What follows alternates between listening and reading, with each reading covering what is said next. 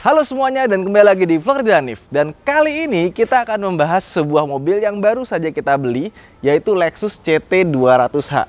Iya, jadi kemarin gue jual Expander, beli ini karena satu dan lain hal. Nanti kita akan bahas lebih lanjut kenapa gue akhirnya pilih ini dan bagaimana cara memilih mobil ala Ridwan Hanif gitu. Karena kan banyak teman-teman yang nanya tuh, Bang, bagusan ini atau ini? Itu apa itu gitu kan? Nah, untuk menjawab keraguan teman-teman ketika membeli mobil, gue akan beberkan bagaimana sih metode gue ketika akan membeli mobil. Saksikan terus di video ini, jangan lupa untuk like dan subscribe.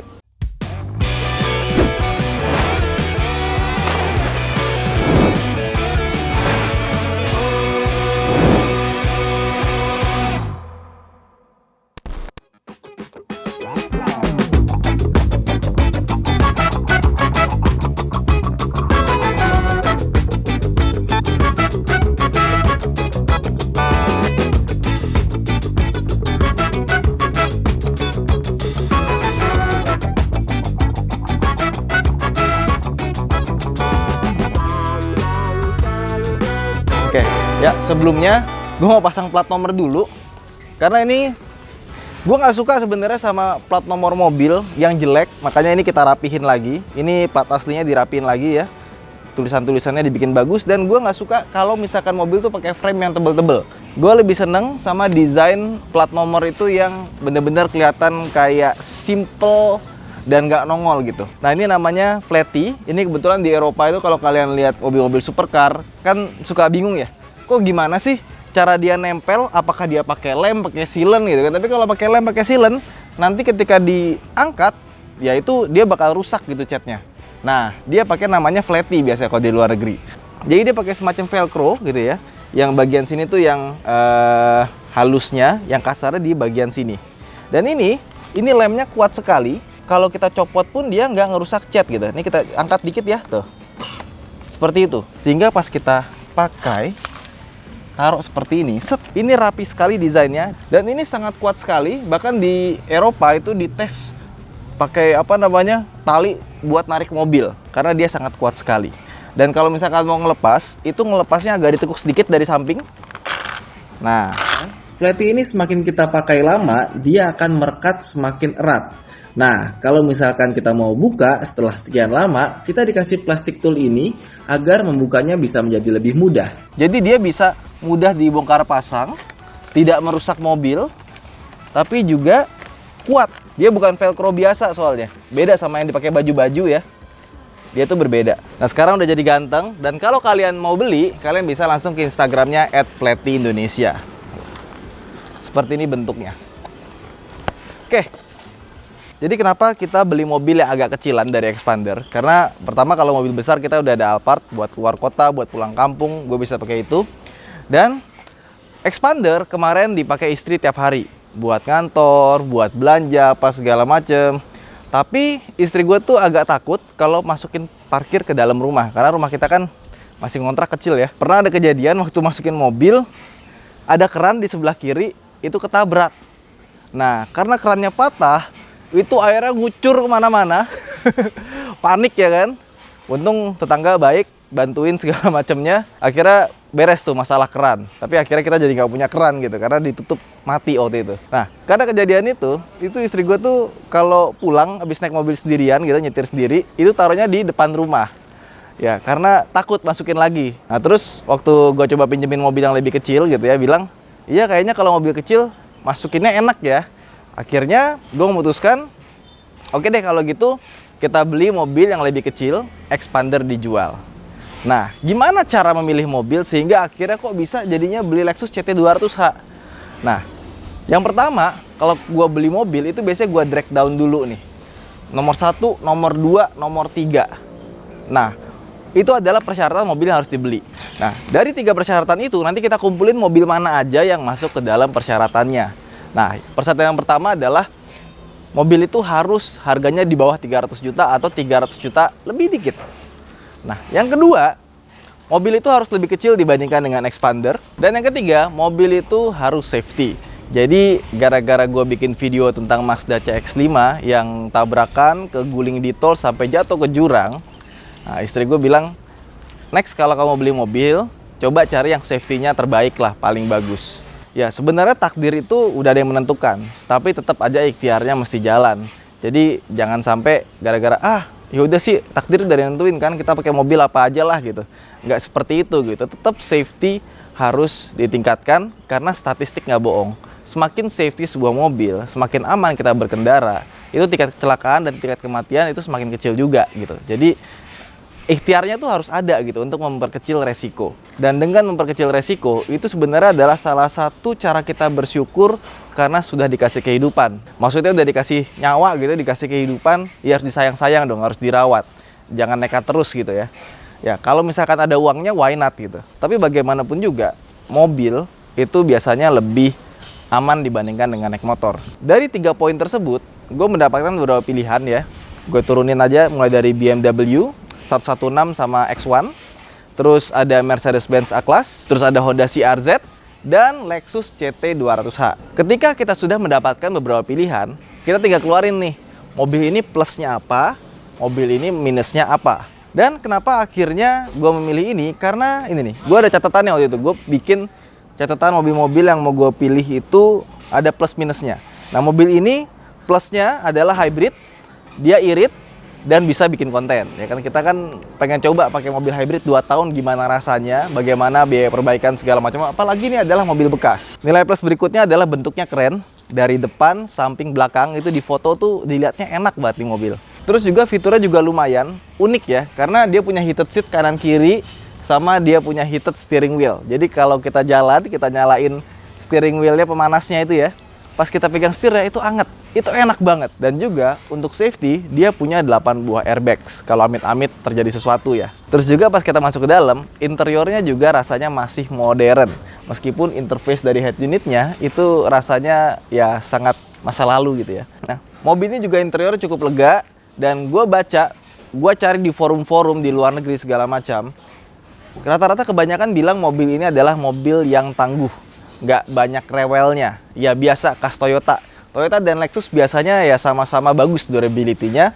Paling penyakit umumnya adalah head gasketnya yang kalau misalkan udah cukup lama mesti diganti. Minusnya apa? Jadi kita harus tahu plus minusnya juga. Dan minusnya ini bisa menjadi bahan pertimbangan buat kita juga sebelum kita beli mobil ini. Yang pertama, dia cukup langka. Unitnya tidak banyak, tidak sebanyak BMW X1, tidak sebanyak A-Class. Nah, karena dia langka, biasanya kalau mobil makin langka makin bagus karena semakin orang cari gitu kan buat hobi.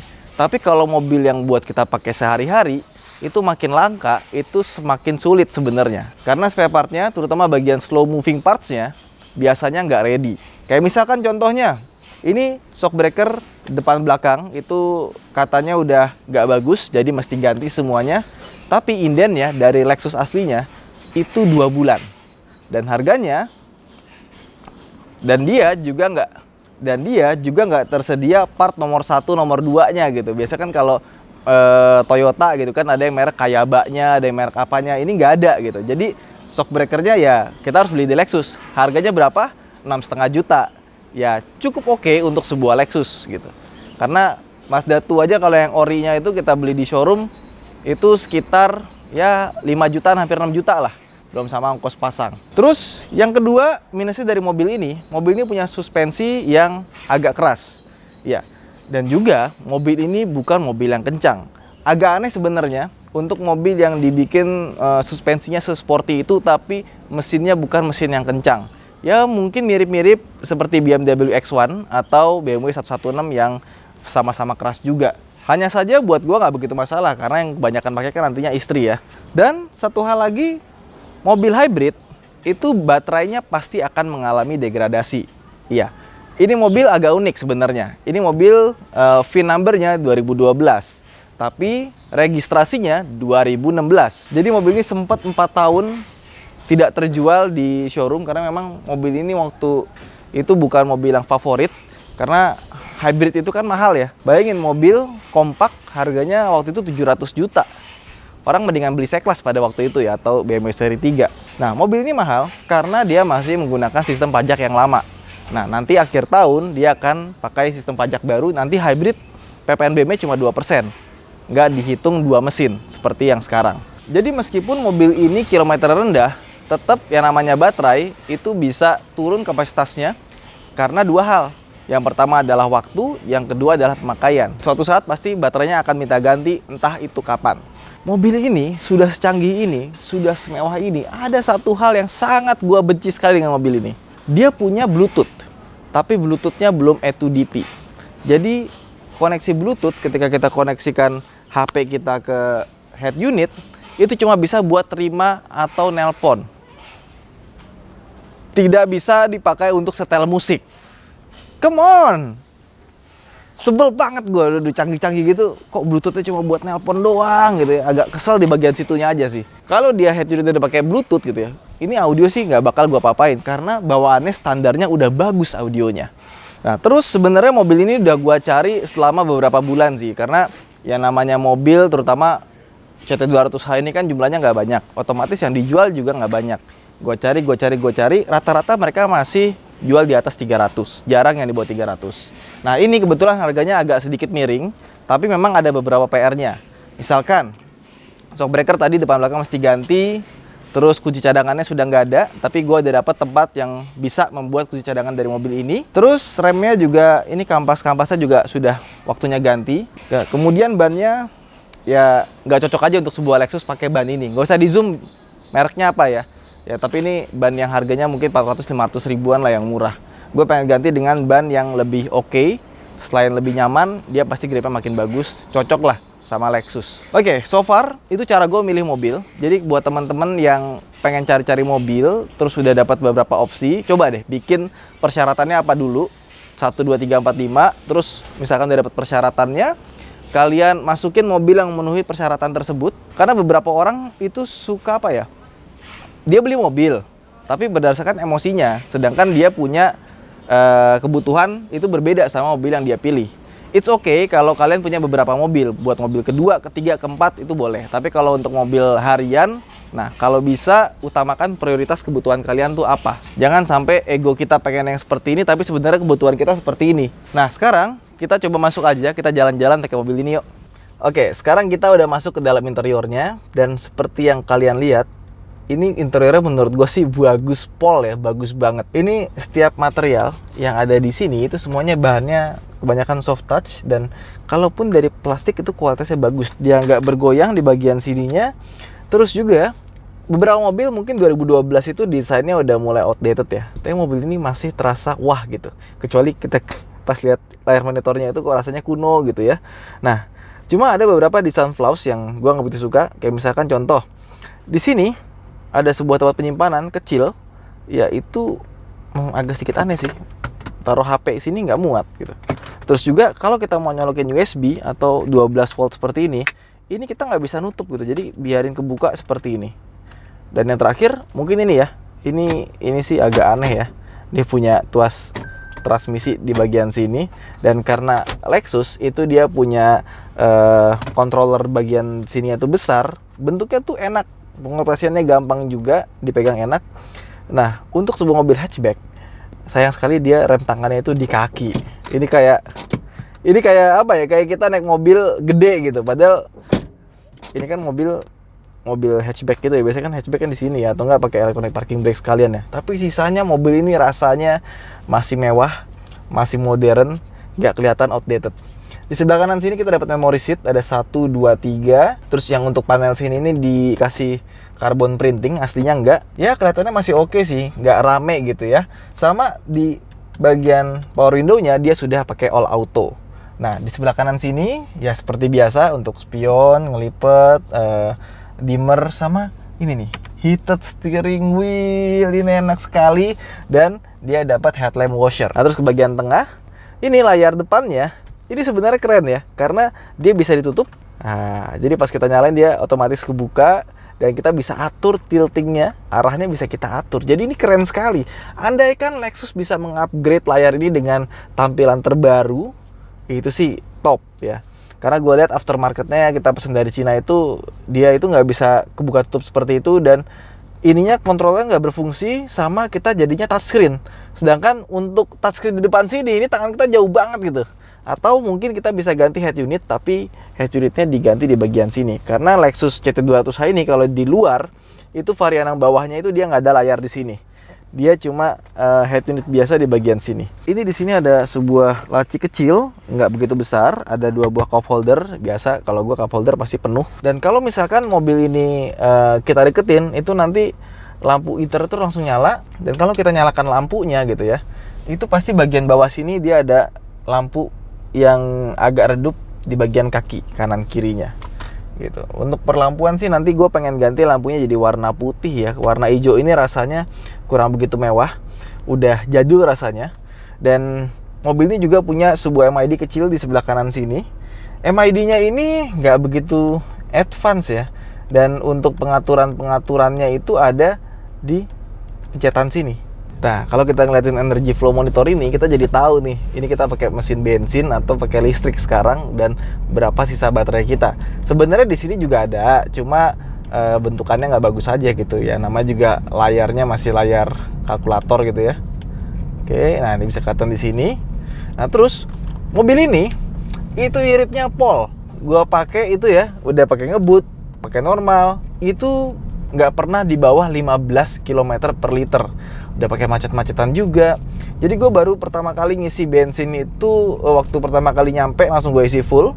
Udah gue bawa ke GI, habis dari GI ke Cimanggis, balik lagi Pasar Minggu, udah pakai ke Depok Juanda 2 kali, udah ke tempat Omobi 2 kali di daerah Jakarta Pusat ya. Terus udah dipakai ke Haji Nawi, habis itu lanjut ke Pulau Mas, ke tempat kuda, balik lagi ke Pasar Minggu. Terus di bawah Noval itu dari Fatmawati ke Blok M, balik lagi ke kantor. Dan gue kantor tiap hari naik ini nih. Sengaja pengen tahu seberapa irit. Ini bensinnya setengah aja belum, ini masih setengah lebih. 3/4 kurang sedikit. Luar biasa. Nah, memang kalau kita ngomongin hybrid, dia sebenarnya penghematan paling berasa itu ketika stop and go. Karena bagian stop and go itu biasanya paling bikin boros. Nah, karena dia stop and go itu biasa pakai tenaga listriknya, makanya untuk kiritan bahan bakar antara macet sama antara kita jarak jauh itu ya hampir gak jauh beda. Bayangin, dipakai dalam kota masih dapat 116. Biasanya gue naik Mirage atau Brio aja dalam kota seirit-iritnya mobil-mobil begitu tetap aja 110, 111 gitu. Luar biasa memang. Ya memang ada plus minusnya ya. Plusnya adalah spare partnya sama dengan Fortuner, jadi kalau ada apa-apa gampang. Tapi minusnya adalah ya untuk sebuah mobil mewah larinya biasa aja gitu. Ya tapi so far ini mobil nagih ya. Meskipun masih belum sempurna, kayak shock breakernya masih keras banget depannya, belakangnya juga agak keras. Nanti kita ganti dulu dengan yang originalnya. Kita masih inden by the way. Mungkin nanti setelah sampai mobilnya akan jauh lebih enak lagi. Peredaman kabinnya bagus ya. Bener-bener rasanya ya mobil mewah gitu. 200 jutaan well spent di mobil ini. Kurang lebih itulah bagaimana proses berpikir dan akhirnya mendapatkan sebuah Lexus CT 200h. Nah, buat teman-teman yang punya metode lain gitu bisa komen di bawah mungkin seperti apa. Dan kalau kalian punya ide modifikasi yang asik buat dipakai harian, bisa komen di bawah juga. Itu aja mungkin vlog kita kali ini. Terima kasih telah menonton. Jangan lupa untuk like dan subscribe. Dan yang buat nyalain lonceng, itu harus selalu diaktifkan. Karena nanti kita akan bahas mobil ini lebih dalam. Termasuk kita akan bikin video tentang bagaimana biaya perbaikannya, perawatannya, baterai hybridnya. Banyak sekali konten yang bisa dibikin oleh mobil ini. Saya Ridwan Hanif, sampai jumpa di vlog berikutnya. Bye!